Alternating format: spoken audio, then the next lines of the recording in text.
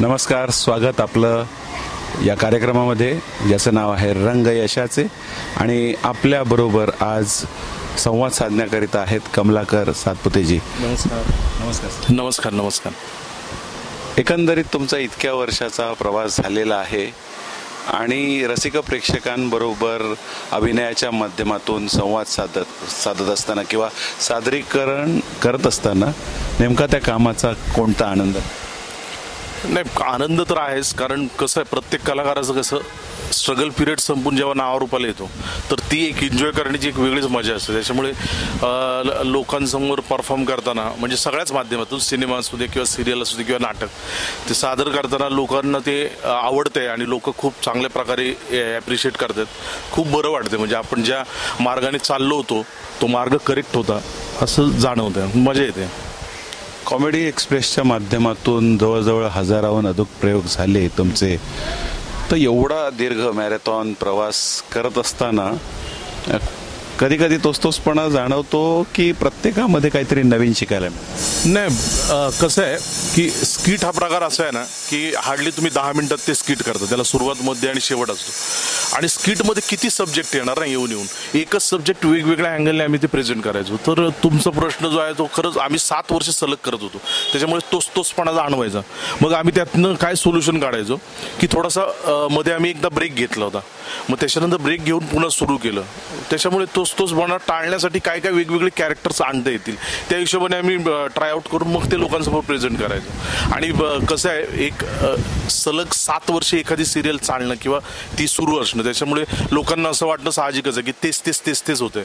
त्याच्यामुळे मी आता जवळजवळ 2 वर्ष झाली आम्ही म्हणजे मी स्किट हा प्रकार करत नाही. म्हणजे मी कॉमेडी एक्सप्रेस बंद झाल्यानंतर फक्त सिनेमे आणि नाटक याच्यावरतीच कॉन्सन्ट्रेट केले. आज व्यासपीठावरून म्हणजे रंगमंचावरून सादरीकरण करत असताना आणि सिरियलमध्ये म्हणजे ऑडिओ व्हिज्युअल जे टेक्निकल माध्यम आहे, दोघांमधला विशेष फरक काय जाणवतो? मुळात कसं आहे, मला बऱ्याचदा असं विचारतात की सिनेमा, सिरियल आणि नाटक याच्यात ॲक्टिंग करण्यात म्हणजे कसा डिफरन्स जाणवतो. तर माझं असं म्हणणं आहे, मुळात ॲक्टिंग हाच प्रकार खूप कठीण आहे. मग ते माध्यम कोणतेही असू दे, सिरियल असू दे, नाटक असू दे किंवा सिनेमा असतो. आणि त्यातही मी कॉमेडी करतो. त्याच्यामुळे कॉमेडी परत हाही प्रश्न विचारला जातो की कॉमेडी किंवा सिरियस याच्यात जास्त कठीण काय आहे. तर माझं असं म्हणणं आहे की कॉमेडी आणि सिरियल मुळात ॲक्टिंगच खूप कठीण आहे, कारण ते तुम्हाला एक्सपिरियन्स करून सादर करावं लागतं. त्याच्यामुळे असा काय फरक मला कधीच जाणवला नाही. मुळात तो मी करत नाही. फक्त कसं नाटकात काम करताना आपल्याला थोड्याशा मुवमेंट लाऊड कराव्या लागतात, कारण शेवटच्या प्रेक्षकापर्यंत ते कळलं पाहिजे. आणि सिनेमा किंवा सिरियल हे माध्यम तुमच्या अगदी जवळ असतं, त्याच्यामुळे ते खूप कंट्रोल काम करावं लागतं. एवढाच फरक आहे. बाकी मला तसं काय फार फरक जाणवत नाही. हे म्हणजे विशेष ऐकण्यासारखी गोष्ट आहे, कारण आपली भूमिका जी एक माणूस म्हणून असते ती एक नॅचरली आपण सादर करत असतो.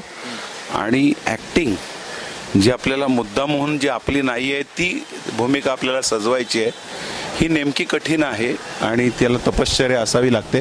असं तुम्हाला का वाटतं? नाही, मुळात कसं आहे माहिती आहे का, आता तपश्चर्या वगैरे हा खूप मोठा शब्द आहे, पण कसं आहे, ॲक्टर असण्यासाठी तो एक ॲक्टिंगचा किडा इनबिल्ट असावा लागतो. कारण कसं आहे, तुम्ही जर क्रिकेटर असाल तर तुम्ही नेट प्रॅक्टिस करून त्याची प्रॅक्टिस आणि चांगले बॅट्समन होऊ शकता. किंवा एखादे तुम्ही गायक असाल तर तुम्ही रोज रियाज करू शकता. पण नटाला काय रियाज करणार तुम्ही की मी रोज ॲक्टिंग करणार आरशासमोर? तर नाही, तर ते एक्सपिरियन्स करावं लागतं. कारण ते एक्सपिरियन्स केलेलं आहे ना, तेच तुम्हाला प्रेझेंट करायचं असतं. त्याच्यामुळे आमचा रियाज म्हणजे काय असतो, जास्तीत जास्त ऑब्झर्वेशन, की लोक कशी वागतायत, तर मग ते एखादं कॅरेक्टर करण्यासाठी उपयोग पडतो. किंवा आमच्या आयुष्यात जे काही अनुभव आलेले असतात किंवा मित्रांचे अनुभव आम्ही शेअर केलेले असतात ते कुठेतरी मग ते उपयोगाला पडतात ॲक्टर म्हणून. त्याच्यामुळे म्हणजे असं ॲक्टरसाठी रियाज वगैरे असं काही नाही असं मला वाटतं. असं म्हणतात, मन करारे प्रसन्न सर्व सिद्धीचे कारण. आणि कॉमेडीच्या माध्यमातून आपण इतरांना हसवत असतो, पण ते करत असताना काही वेळेला आपल्याला खूप सिरियस होऊन ती भूमिका किंवा मनोभूमिका करावी लागते. सो कुठलं, हा देण्याचा आनंद मोठा आहे की घेण्याचा आनंद? नाही, देण्याचा, नो डाऊट. कारण मी किती दुःखात असलो पण मी जेव्हा ॲक्टिंग करत असतो, माझ्या ॲक्टिंगमुळे जर 4 लोक हसत असतील किंवा जर त्यांना रिलॅक्सेशन मिळत असेल तर याच्यासारखा दुसरा आनंद नाही ना. आणि कसं आहे, मला दुसरं काहीच येत नाही, मला फक्त ॲक्टिंग येते. तर मग मला जे येतं त्याच्या माध्यमातून लोकांना जास्तीत जास्त आनंद देणं हेच माझं काम आहे आणि तेच मी करतो. आणि जेव्हा लोक येऊन भेटतात ना की तुमचं काम बघतो आणि तुम्ही ॲक्टिंग ऍक्टिंग करत असताना असं वाटतं की आमच्या घरातलं कोणीतरी ऍक्टिंग करतोय. तर हे माझ्यासाठी सगळ्यात मोठं सर्टिफिकेट असतं की लोकांना मी त्यांच्यातलं वाटणं हे खूप मला वाटतं खूप महत्त्वाचं आहे. तुम्ही म्हणताय की लोक तुम्हाला येऊन सांगतात की तुम्ही आमच्या घरातलेच वाटता, त्याच्यात कृत्रिमपणा प्रॅक्टिकली म्हणजे जे काय कृत्रिमपणा जाणवत नाही त्याच्यामध्ये. सो एकंदरीत शेवटचे 2 प्रश्न मी घेतो की ही जी अभिनयाची वाटचाल करत असताना काही वेळेला आपण कुठली तरी स्वप्न बाळगलेली असतात. तुम्ही म्हणताय की आपल्याला फक्त ॲक्टिंगच येते आणि तेवढंच करत राहणं हा आपला धर्म आहे. पण मोठी स्वप्न हे करत असताना या माध्यमातून मोठं यश मिळवणं असं काहीसं मनात होतं. मी तुम्हाला आता खरं सांगू का, मी म्हणजे नॉर्मली खूप लोअर क्लास फॅमिलीतनं आलो आहे, त्याच्यामुळे माझी स्वप्नही खूप छोटी छोटी होती. मला कसं फक्त ॲक्टिंग करायची होती आणि 4 लोकांनी ओळखावं असं वाटत होतं. ते माझं एक स्वप्न पूर्ण झालं आहे. आणि प्रत्येक नटाचं जे स्वप्न असतं की प्रत्येक जे मोठे प्रतिदेश दिग्दर्शक आहेत किंवा जे नट आहेत त्यांच्याबरोबर काम करण्याचं, कारण मी अजूनही शिकण्याच्या प्रोसेसमध्येच आहे, त्याच्यामुळे मी लोकांबरोबर ज्या काम करतो त्यांच्याकडनं काहीतरी घेत असतो किंवा जे डिरेक्टर्स आहेत त्यांच्याकडनं काहीतरी ॲब्झॉर्ब करत असतो. त्याच्यामुळे माझं अजून स्वप्न असं पूर्ण झालेलं नाही. माझं स्वप्न हेच आहे की सगळ्या नटांबरोबर जेवढे दिग्दर्शक आहेत त्यांच्याबरोबर काम करत राहावं. आणि सगळ्यात प्रत्येक नटाचं जे मोठं स्वप्न असतं किंवा जे टार्गेट असतं की लोकांना आनंद मिळत राहावा माझ्या कामामुळे. म्हणजे लोकांनी मला कंटाळतील ना त्या दिवशी लोक, मग त्या दिवशी काय स्वप्न वगैरे सगळं गुंडाळून गावी जायचं आपलं शेती करायला. फार कमी असा प्रश्न विचारला जाईल कदाचित. लोकांना मी कलाकार म्हणून अपयशी व्हावं याकरता किंवा कोणत्याही क्षेत्रात यशस्वी व्हावं याकरिता नेमकं काय सूत्र असतील असं विचारत असतो. पण लोकांना आनंद देण्याकरिता, लोकांना हसवण्याकरिता जेव्हा एखादा कलाकार कॉमेडी रोल करतो त्यावेळेला कोणती काळजी घेतली पाहिजे? नाही, मुळात कसं आहे, comedy he below the belt नसावी. म्हणजे आम्ही कॉमेडी एक्सप्रेस करताना आम्ही ती काळजी घ्यायची. आणि दुसरं म्हणजे ना, त्या कॉमेडीशी तो प्रेक्षक किंवा ती लोक रिलेट व्हायला पाहिजे, तर ते एन्जॉय करू शकतात ना.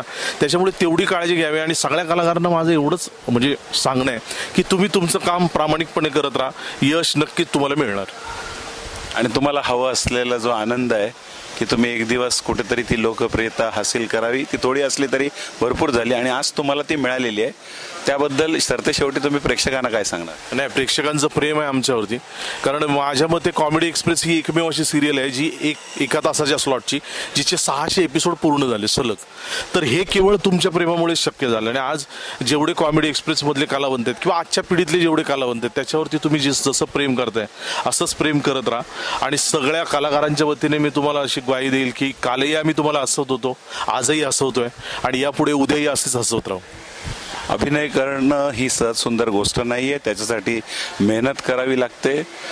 नॅचरल जितका माणूस जाईल तो लोकांच्या हृदयात जास्त स्थान करत असेल. आणि जास्त मोठी स्वप्न न पाहता केवळ लोकांना आनंद देत राहणं याच्यासारखा मोठा धर्म कोणता नाही आहे, ही जाणीव आपल्याला करून दिलेली आहे कमलाकरजी सातपुते यांनी. सर, तुम्ही वेळ दिलात त्याबद्दल तुमचे विशेष आभार. नाही, धन्यवाद. आणि तुम्ही या माध्यमातून लोकांपर्यंत सगळ्या कलाकारांना घेऊन जाताय त्याबद्दल तुमचे खूप खूप आभार.